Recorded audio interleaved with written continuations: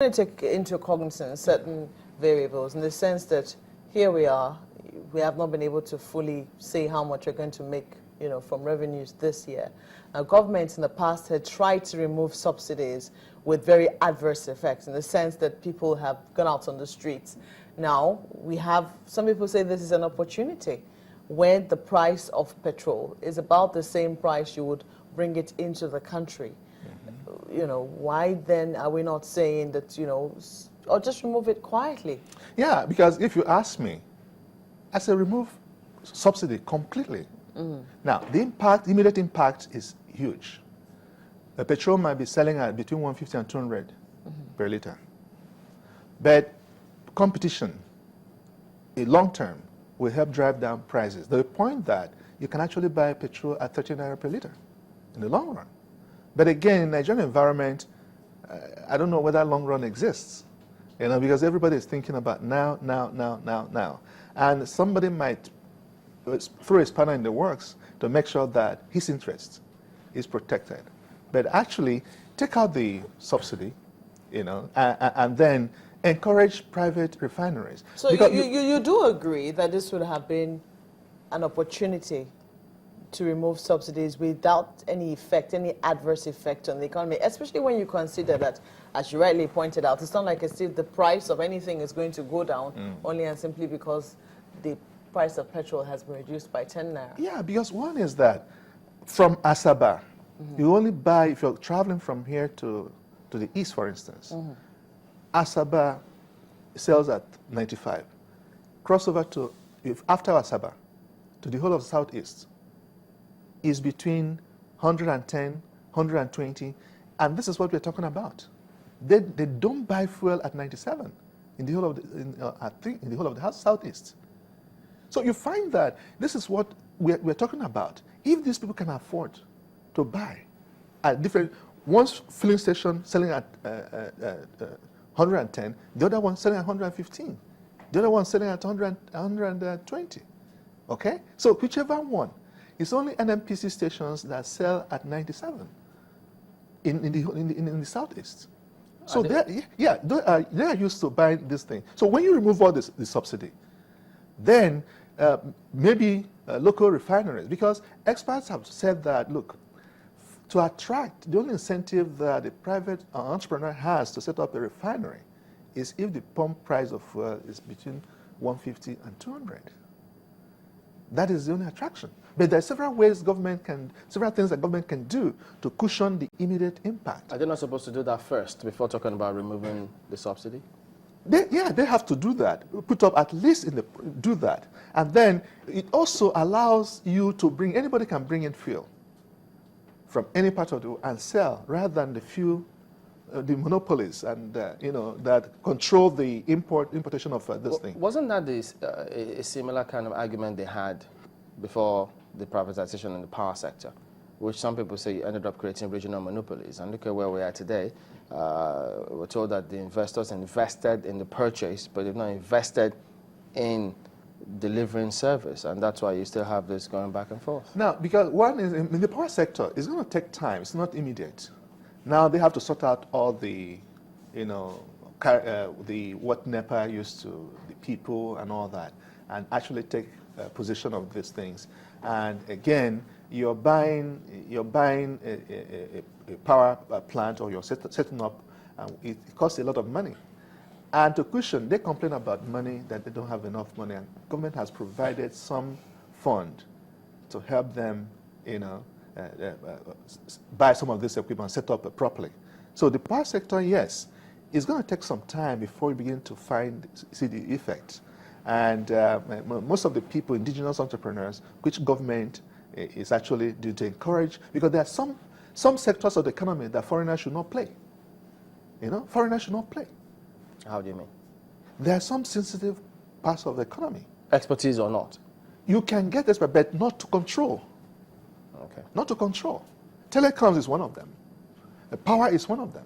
So the government is saying, I hope I'm reading the mind of the government, let us encourage Nigerian entrepreneurs so that it will be in the hands of Nigerians. A greater percentage of Nigeria's economy is not in the hands of Nigerians, which is unfortunate. And it's very dangerous. About this argument that Because, government... sorry, please, because Yeah. Nigeria is about, after Hong Kong, is the second most open economy in the world. The U.S. economy is not as open as Nigeria's economy. It's not every business you can set up in the U.S. Virgin Atlantic, for instance, tried many times to set up in the U.S. They encountered, heavy obstacles.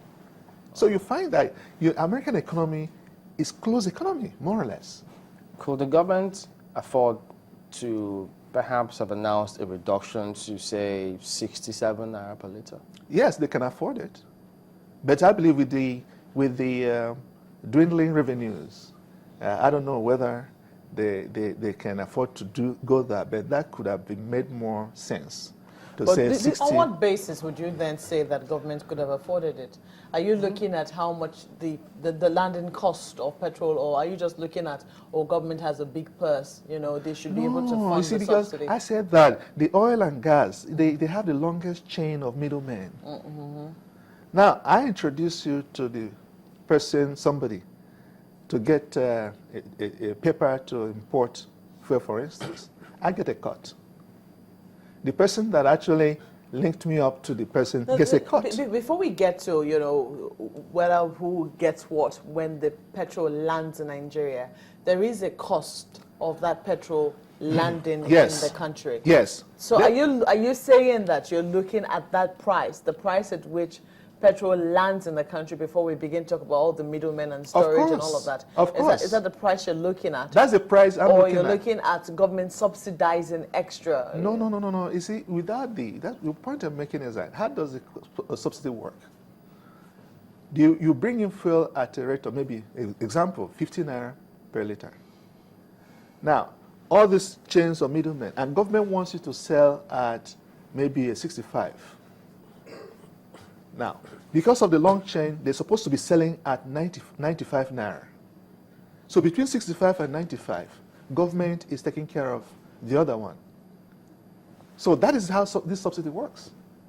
So actually, the government can, sell at that 65 at pump price without much subsidy. But do you think there's any subsidy now? Because if it's 40 what, and then we're still selling at 87, so where is the subsidy? Well, somebody is being cut off. This 10 naira, somebody that's supposed to earn it is being cut off, and government will still, especially in this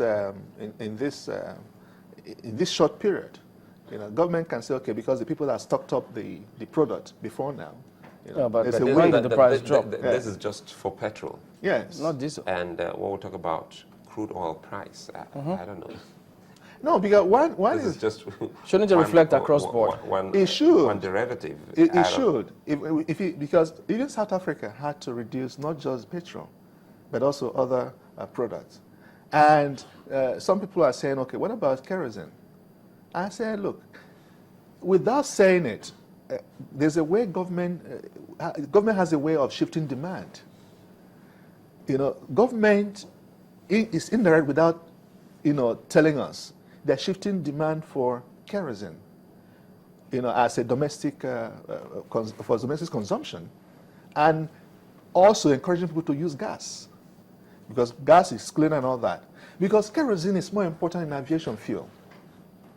So the government would be more say, okay, look, why don't we focus on using this kerosene for aviation fuel rather than use it for domestic this thing, and kind of force people to begin to demand for gas, which is a cleaner energy.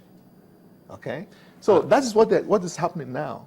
Well, before we let you off, you also wear the cap of a politician as well, and in the mix of all of this, when is the best time for government across all levels to listen to the electorates? We'll say this at the backdrop of this particular reduction, knowing full well that Nigerians had clamored for a reduction when there was a drop in the prices of crude across the world.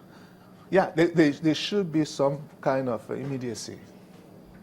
Okay? When something happens, you can now go and say, look, I want the price. The president can go on and say, look, because of oil prices, I want oil at so. Ministry of Petroleum Resources, go and work out the math.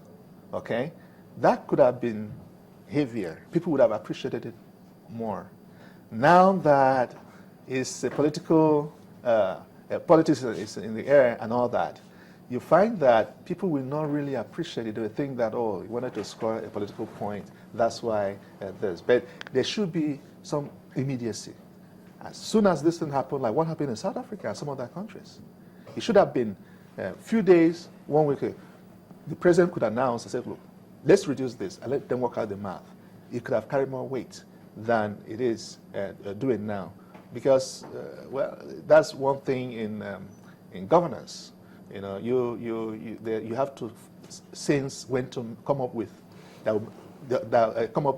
make a statement that the people will appreciate, and then you can gain. The impact will be heavy, and then you can gain from there. If I were the president, I will do it no matter what. I'll just take that risk, announce, and then work out the math. But again, government has a way of taking this money back. Tell us briefly before you go, what's the political climate in Ebonyi State? Have you also been bitten by that eternal optimistic bug of you will win? Well, my take on that is that the end result is God that determines the end result. Nobody in Ebonyi State can beat his chest and say that he is going to win. Is it that open? Yeah, it's very, very open. You know, and I hope that it will swing my own way. But it's very, very open. And there's a crisis in the other parties, PDP, APC, and all that. But, you know, that has a way of taking care of the underdogs like us. And we do, you remember 1994 World Cup, the West Africa introduced Amunike. It's Amunike the Joker. You know, we're hoping that I will be that Amunike the Joker in politics to cleanse the governorship of the state. Interesting perspective. Yeah. Thank you for coming on this morning. Right, Dr. Austin Nweze, an economist now. He is the governorship candidate of Social Democratic Party in Ebonyi State. We'll be back in just a moment. Don't go away.